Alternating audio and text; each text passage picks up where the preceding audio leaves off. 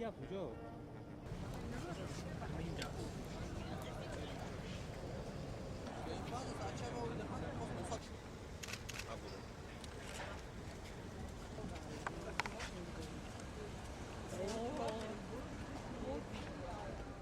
წინასწარი მონაცემებით გონია რომ თათ სწორი გადაწყვეტილებები არ უნდა იყოს, მაგრამ ყველა თავის გადაწყვეტილებას თავად აგებს პასუხს.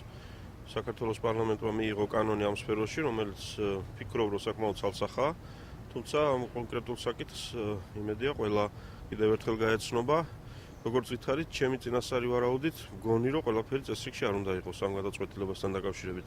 საიმედო და სანდო მოსაზრებებს გამოთქვამენ სათანადო ორგანოები თუ კი ეს საკითხი იქნა დავის საგანი სასამართლოებში.